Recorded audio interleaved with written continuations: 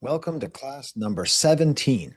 It's the 17th class of Haiti, the most important country in the world. We're past the revolution. We're past Toussaint. We're past Dessalines. Basically, all of the white French people have left the island or been removed by force or by murder, and we are now in a free state. So, what is going to happen next? Well, a civil war is going to happen. Different factions are going to be there. Some good things, some bad things.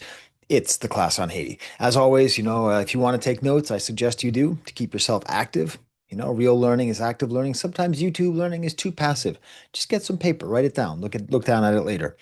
This is a reminder that I am teaching a 200 level class, which means it is mostly for freshmen, 17, 18-year-olds from Western New York. So I am not an expert on Haiti. I think I'm getting pretty good at teaching about it. But if you have things you want to correct me on, things you want to say, if you are from Haiti or if you are an expert on Haiti, please tell me in the comments. I read them all and I take them all very seriously. I'll actually be talking about something that I read recently. So let's get to today's class, shall we? Let's get to it. Let's get to it. All right. There. Continue to share. Students and friends, I am Professor Sky. My name is perhaps known to you. I've undertaken to teach about Haiti. I want curiosity and a thirst for complex understanding to reign in this class. I am working to help that happen. Unite yourselves, students, and learn with me for the same cause. I started asking my students these questions as well. Why weren't you born in Haiti? Why weren't you in Haiti in 2010? And why aren't you living in Haiti right now? Just a reminder that a lot of things uh, are outside of our control. I just want to remind my students of that fact. If you are taking notes, I suggest you use the title, but I don't know. I might title the YouTube thing something like, Civil War in Haiti, but it's really the kingdom versus the republic. That's what it is. That's what we're going to be studying today and how this shift is going to happen. So, yes, if you are reading along, I suggest, I'll include links in the description that you read the Atlas Obscura entries for Sans Souci Palace and the Citadel. Next class, we're going to be talking a lot about uh, state architecture of the Kingdom of Haiti, which I think is very interesting and beautiful stuff, as well as talking about the end of Christophe and Pétion's rule in Haiti. So if you have the book, this book, Aftershocks of History by Laurent Dubois, there he is. If you have that book for next class, please read pages 69 to 88. Okay? All right. So, I went back to this question and I had my student. Okay, when I say that I read comments, someone said that asking if Dessalines or Toussaint is an AWO or a bandit, which I thought was translated to hero or villain, is actually like asking hero or thug. And I do not I don't use the word thug. I did not understand that there's a chance that the word bandit could be read racially.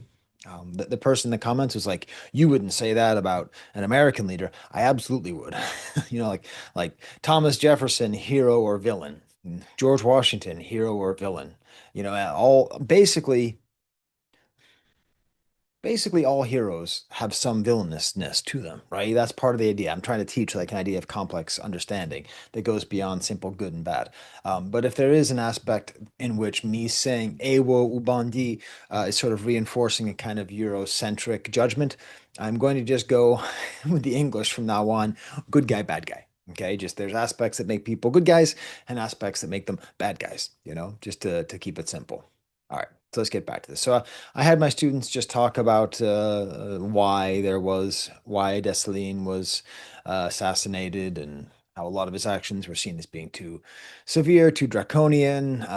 He was too autocratic. He was supporting the land laws of Toussaint, which made people angry. He basically alienated everybody, and Pétion had him murdered, and he checked with Henri Christophe, and Henri Christophe said, okay. Now, there's a couple terms that I think are really important, and these are going to become more important as the class goes on. And it's a new term for two different kinds of opposing forces, Bosales versus Creole. Now, it is my hope that you've been watching every single class and that you know that Creole is the word for somebody who is born in in this case Haiti, who's born on the island, who's born in the colony. They are called a Creole. So, as you might imagine, Bosales is the opposite. That is someone who is born in Africa. Most of the forces, most of the people, a majority of the people on the island are Bosales because there's a huge influx of enslaved people from Africa right before the revolution. That's part of the reason that it took off. Creoles, people who are born into slavery, have a different relationship, might have a different, they might have the fight more mm, successfully beaten out of them by the fact that they are born into this condition, that they haven't known anything else other than this condition, right?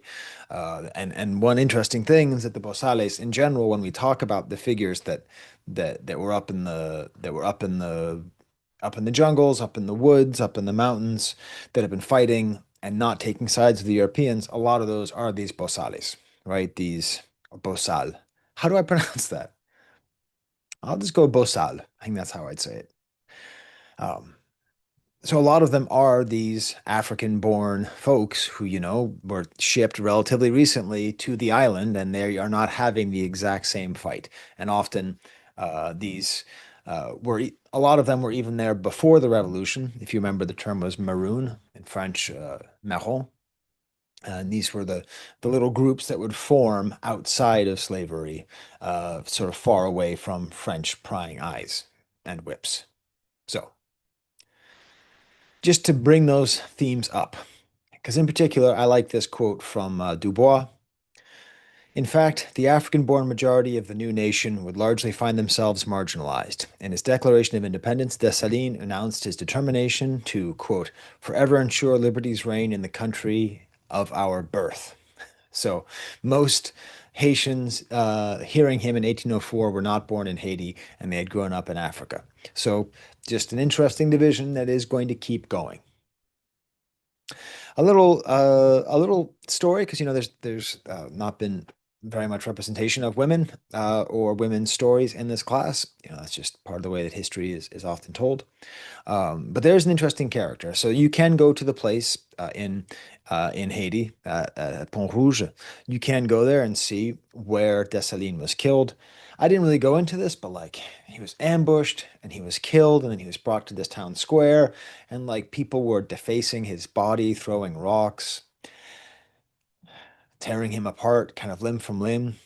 And it's sort of a sad reminder that this person who, like, literally named the country, gave it its independence, fought so hard that at the end of his life, he was treated like this. He was that disliked. It's how complicated history is. And it's worth remembering this historical figure called Dede Basile. So she was called Défilé. So what that means in French is like a march, a défilé, like a fashion shows, a défilé de mode, right? So défilé. So she would be. There were sometimes women who would kind of travel along with armies, selling or giving them water, spirits, stuff like that. So that's what she did. She like marched with Dessalines' army, and she's called La Folle because people said that she was crazy. And who knows, right? People call women crazy all the time throughout history when they're not. But the important thing for this story is she saw that Dessalines' body was being desecrated and destroyed, and she grabbed a bag or a sack or something, and just put together his limbs and arms and head and everything, and just carried that sack to a cemetery to have him properly buried. Is this not one of the most interesting national heroes you can have? Is this story not absolutely fascinating? That a figure who is now probably the most popular figure in Haitian history at the end of his life was like so hated by the people that they tore apart his corpse. And then we have this hero who's like the one woman who's like, what have we done? We have to honor this person. And like she becomes a figure in history. Imagine if George Washington, imagine if somewhere like, I don't know, Trenton, New Jersey, people were like pissing on his corpse, you know? Anyways, history is interesting. Die a hero or live long enough to see yourself turn into the villain. And so, of course, with Dessalines dead, that leaves a power vacuum. And I try to explain to my students how dangerous a power vacuum is. It's very dangerous. It's very dangerous because people want to fill it. So, how are they going to fill it? Well, to their credit, they decide to try to do something a little bit more democratic, a little bit less autocratic, as Toussaint had been and as Dessalines had been. Make a government, get a parliament and a senate to represent the people, and get a president. Right? So, this all kind of makes sense. It seems like they're going in a pretty positive direction here. And the most logical president would be, well, let's think. First leader was Toussaint. He was a powerful black general. One of his, two of his best soldiers or officers were Dessalines and Henri Christophe. So after Toussaint was Dessalines. So after Dessalines, it's who? It makes sense. It would be Christophe, right? That's what makes the most sense, and he would end up becoming the president. So I've already discussed a little bit of his history. It's a fascinating history, because he was born enslaved, but his material conditions were preferable to that of most slaves who would be in a field or even on a plantation in a house because he worked in a hotel. He was in contact with a lot of well-meaning people, and he had a lot more access to sort of higher, not higher class, but just like more educated people, more refined people. And we're going to see that more sophisticated people. We're going to see that that has a bearing on him. He was one of Toussaint's best general. He was the guy who burned Le Cap. At the time, it was called Le Cap Français. It's now called Le Cap Haïtien. I'll tell you what it became soon. It had another name, which we'll get to. But he was the one who torched his own mansion in order to keep away because the thing they understand, I got to say this, I got to say this. The only The only way the Haitians can possibly protect themselves is not going to be on the coasts. Anything on the coast, the French Navy, the British Navy, the American Navy, any Navy can attack them. Any defensive post has to be inland, preferably up in the mountains. Okay, so that's what Toussaint understood, and that's why he burned Le Cap. That's why he burned any port town when the French were invading with Leclerc. This is going to be important later. He was one of Toussaint's best generals, then he was one of Dessalines' best generals. He sort of turned on Toussaint that same way that Dessalines did, just like when it seemed like France was winning, he turned to Toussaint, but then he turned against the French again when it seemed like they were going to win. He was the most logical leader after Dessalines. But then if we have the Senate, we have to think about like the population here. So all of the whites are gone. Virtually all of the whites are gone. So the Senate would make sense. They'd be filled with the most sophisticated, the most educated, the most capable of accessing power citizens of Haiti. And those would mostly be educated, prosperous, mixed race people. The term coloreds is the one that's used in most of the historical sources I found. Sometimes the term mulatto is used, although that's not specific enough.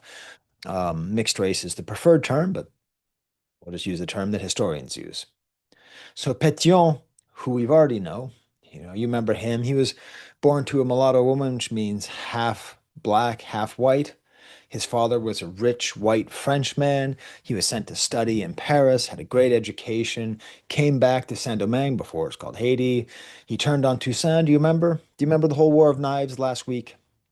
That was like a little civil war. It was like a mini civil war. Like it was actually a pretty big civil war. It was like the one that precedes this, the kind of north-south thing. And Rigaud used and had the help of Pétion, who was an amazing aide to him. And so that's why he was exiled. He was exiled from the War of Knives. So then how did he end up back in Haiti? How did he end up back in Saint-Domingue? Of course, it's going to be because he was sent there by Napoleon. He returned with the Leclerc expedition. It was part of the way Napoleon knew that he had to weaken Toussaint's power. So one way to weaken Toussaint's power is to introduce people who have power and represent a threat to him. And Pétion and Rigaud are two of the most powerful forces like that. He fought alongside the French, and then, like everybody else, he fought against the French with Dessalines. So they make a constitution, but the constitution declares that the Senate controls the army and commerce. So, what do you think the heir to the leadership of Haiti? What do you think the person who follows Governor for Life Toussaint, Emperor for Life Dessalines, what do you think he thinks about his presidential power being undercut by the Senate? He does not like it. Again, quoting from Dubois, Christophe was not pleased. Before the Constitution was even proclaimed, he marched the troops towards Port-au-Prince, which Pétion supporters had established as the country's new capital. So, just right off the bat, bam, we have another civil war. I'm not really going to describe any detail of the Civil War. It's a fascinating story. I think this is like one of the most interesting periods of Haitian history, like this period of division. I really wonder what it was. I really like to know more about this time. But this is how, after the stalemate, after they decided there's no one's going to win, they divide up the country in half. And it's not North Haiti and South Haiti, it's the kingdom to the north and the republic to the south. This division has been all over this class. You know that the South is less prosperous because there's less fields there, therefore there's less sugar up there. The South has been where more of the coloreds have been. That's been where more of the whites have been, and the North. So it's interesting that this division comes back so strongly.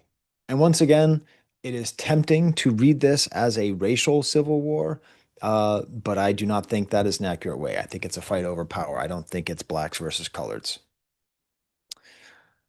So Pétion becomes the president of the Republic of Haiti starting in 1807. Oh, one more thing about Port-au-Prince. Like one of the fanciest suburbs of Port-au-Prince is named after Pétion, Pétionville. The president of the Republic starting in 1807. He promises transparency. I ask my students, what's the most important word in the two words promises transparency? Of course, it's the word promises. Okay, we're going to see. He works for democracy, of course, for now, but most importantly, he reformed land usage. Reforming land usage is like the number one thing. If you've been paying attention to this class, there's so much about land usage because that's so much of the struggle and the strife and the chaos of this land. So he put in place something called métayage, which meant that owners kept half the profit and laborers kept half the profit. This is very different from what Toussaint put forth, where laborers kept a quarter, and then the government gets a quarter, and then the owners keep half. This is much more equitable distribution towards people. He also allowed dividing up some of the land. I just gotta take a second here. No, I'll talk about that in a second. So this is better than the old system also because he taxed the ports, not the plantations, so that instead of the workers having to pay the taxes, it's the people who ship it, the people who import it, export it, etc. So it's a changing the burden of how the government gets to wet its beak in a way that is less onerous for the planters. And he often paid his soldiers in land. So I was laughing with my students. I was like, pretend that the US government asks you to be a soldier and they promise you $50,000 a year. Maybe you take that deal, maybe you don't. But if the US government promised you a house and an acre of land outside of a major city in America, would you join? Would you join? Land is very important. They all said yes, they would. Land is extremely important. And especially in this whole class, the soldiers get land, which leads to more landowners. And he also allowed a certain amount of dividing up the space. And I had to explain to my students the concept of economy of scale. So having one large plantation with one crop is much, much more profitable than having two plantations with one crop, or two plantations with two crops, or three plantations. It's much more efficient. There's less people to pay. It's easier to get a higher yield of the crop that you are using. That's why it was such a deadly effective system during slavery, because it was just all large plantations cranking out as much sugar as the world could ingest. Now that we're starting to cut up the land, it's good for the people because more people get access to land.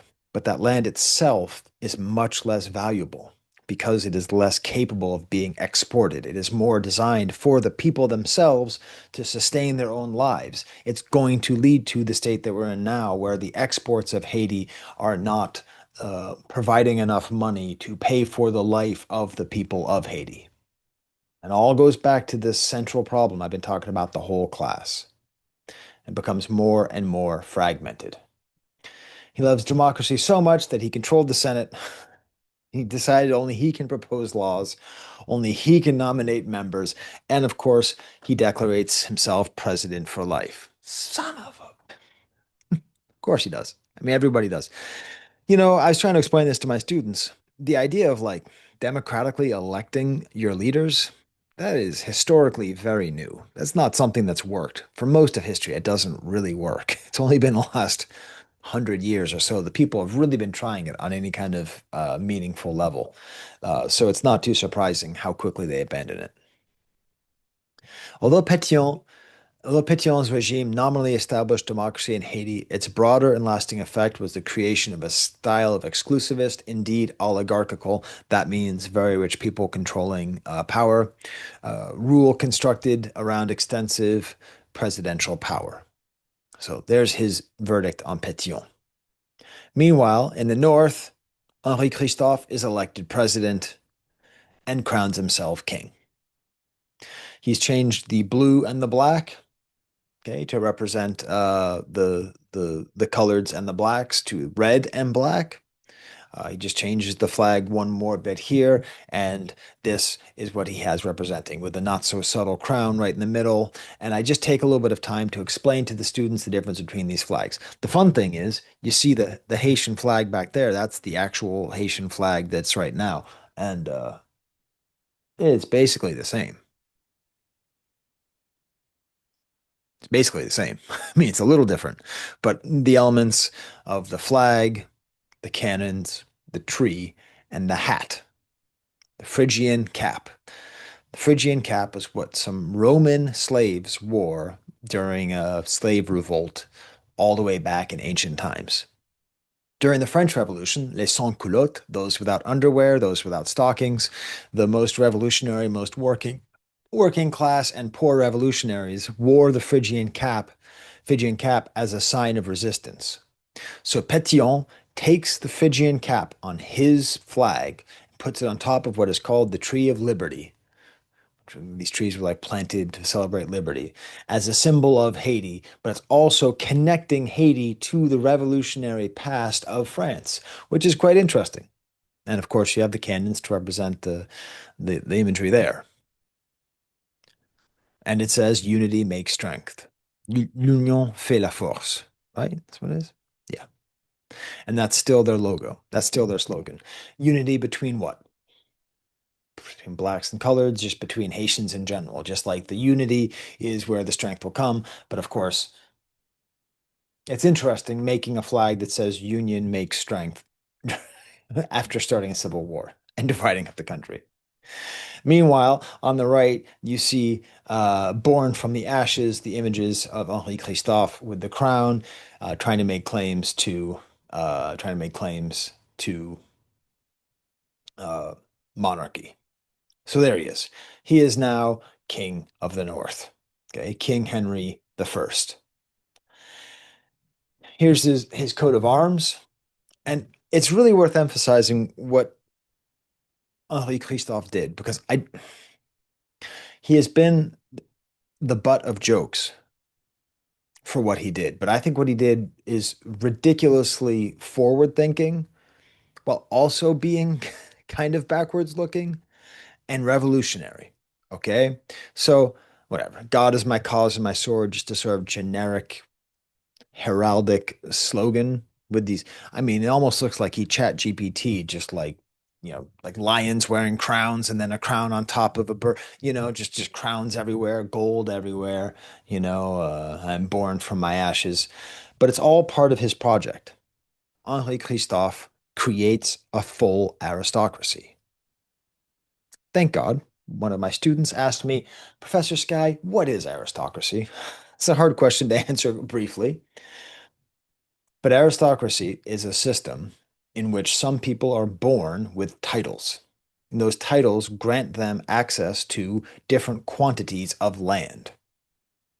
They have titles, like titles to land. So in France, before the revolution, you would have people who were born as part of the aristocracy. They were part of what was called the second estate, and they would be born de la rivière, and they would have a certain amount of acres, and they would have a certain amount of land, and then their children would be born, and their children, poof, are gentlemen, just like that, gentlemen. You were born a gentleman. Congratulations. You were born into the nobility. Congratulations. You were born into the aristocracy. Congratulations. That's the way that land was often distributed. That's the way power was often distributed because the aristocracy was the closest to the king. They were the most privileged people in the society. Okay. It is very anti-democratic. But it's worth mentioning, who is he making aristocrats? Not the whites, they're gone. The aristocrats are people who were born enslaved. He's literally flipping aristocracy. Aristocracy is being given land for doing nothing. Being enslaved is doing everything and getting nothing, right? It's it's really subversive. Now, it really hurt him because a lot of people just saw it and just made fun of his airs and made fun of his attempts at sophistication. But again, a lot of the things behind that laughter are rooted in racism. He had a full royal court. He just did his best to imitate kings and queens of old. He had a royal guard, and he even had Dahomey and Amazons. These were his personal warriors and soldiers. Dahomey were the men, Amazons were the women, and Dahomey, of course, is attached to a whole empire that existed in Western Africa, and it's a whole nother class I could teach about Dahomey. I'm not an expert on Dahomey at all. We will talk about more about Dahomey when we talk about the voodoo religion. But it's interesting because he's like simultaneously trying to be super European, but then also tying it in together to like African traditions. That's just how I think of the Amazons. I don't know what they actually look like. And here are images of him being crowned, right? Him being crowned as the king of Haiti. Again, we're just talking about the North. But on top of all that, of those kind of questionable things, he also puts forth a code in the same way that Napoleon had the Napoleonic code. He has the Code Henri that provided laws for the kingdom, that had environmental preservation. As we go on in this class, the environmental devastation of Haiti is some of the saddest things about the nation itself. We will discuss the reasons for this devastation.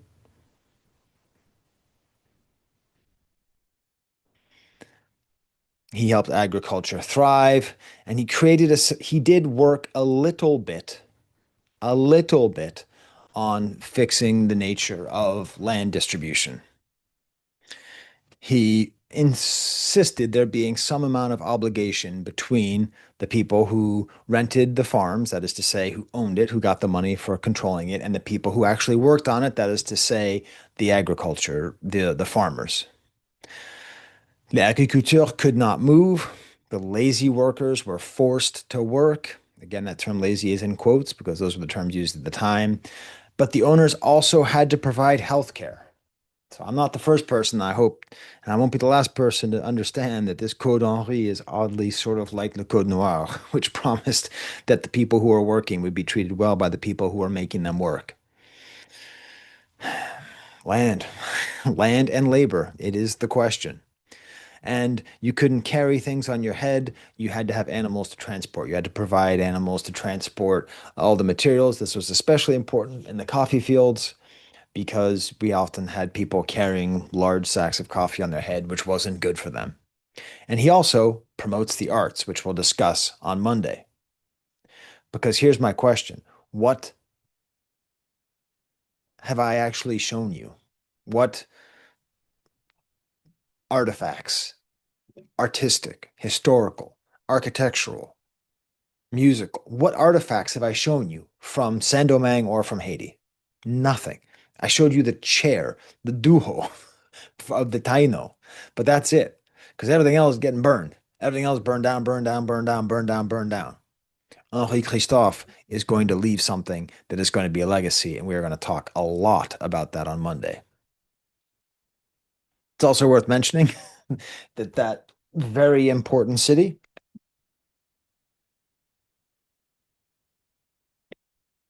which is now called Cap Haïtien and used to be called Cap Français, he changed it to Cap Henri. True story. If you look up on Google Cap Henri, I was trying to see if there was anything else I could find about it. Do you know what shows up? This guy, he's some racer for some kind of racing. His name is Cap Henry. So maybe I should email him, let him know. So, this is like I showed you the image of Napoleon earlier and what Napoleon looked like before he made himself emperor, but it's the same basic kind of idea, going from a kind of hero of the people to an out of touch dictator. And the reaction of many people was just to laugh at him. And we're going to talk a lot about that laughter. We are actually going to be reading an entire play by Aimé Césaire about Henri Christophe and the way in which he was perceived of as being ridiculous. Because what makes him ridiculous? What makes it ridiculous? What makes it ridiculous that Henri Christophe dresses up like that, and it's not ridiculous when Prince Charles does in England? That's because we think we know what a king looks like. We think we know what a king is. So it's not wearing a crown and a laurel and ermine furs and gold plated everything and funny looking boots is not funny in and of itself. It's only funny if we are trying to correct it through our laughter. Laughter often serves a corrective force. So when people would laugh at Henri Christophe as a king, they are laughing at the idea of a black king. It is fundamentally rooted in racism. Interestingly enough, this is a quote I read about the kingdom. In the kingdom, then, there was considerable spirit of equality in spite of the elaborate facade of the aristocratic hierarchy, while the Republic, a careful reading, reveals the real power was in the hands of a small, self-perpetuating elite. So in the next class, we're going to talk about a citadel, a structure that he made to protect against the French, symbolic and functional. It was actually a fort. If the French had it invaded, they could have hid there and attacked from a high position. It enabled a scorched earth policy. What that means is if the French showed up, they could just burn everything and just stay there. And it was made with virtual slave labor. People who made it were basically forced to carry all those rocks all the way up the hill. Here are some images of it. And the way that I ended my class today, because I had a little bit of time, is I showed them all the music video for the song Sur le Pont d'Avignon by Makami. I'm not going to play the music for you, even though I'd love to, because it's going to get flagged and then my video might get taken down. But it's a really important song because of this.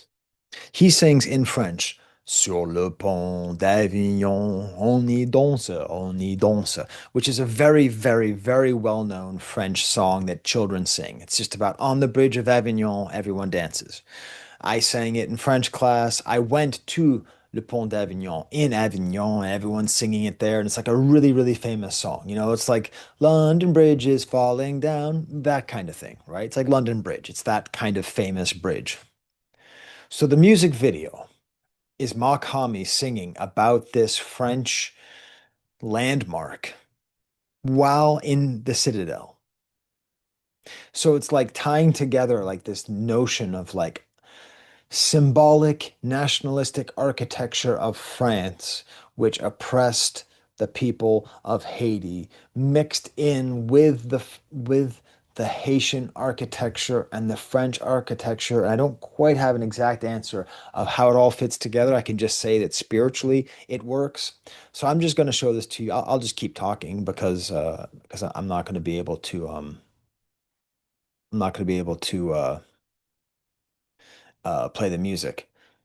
But we'll just kind of like watch the imagery together. So like this is basically for me, this is like a commercial for wanting to go there because you see Makami, we see all of the balls, all of the cannonballs, that are there. He always wears a Haitian flag on his face. We see the great expanse. We see the mountains, the beautiful weather, the cannonballs. It's all kind of rusted out. We see him up top with the stairs all around. 1 second out. Oh yeah. His tattoo of Dessalines. See, told you he's that popular.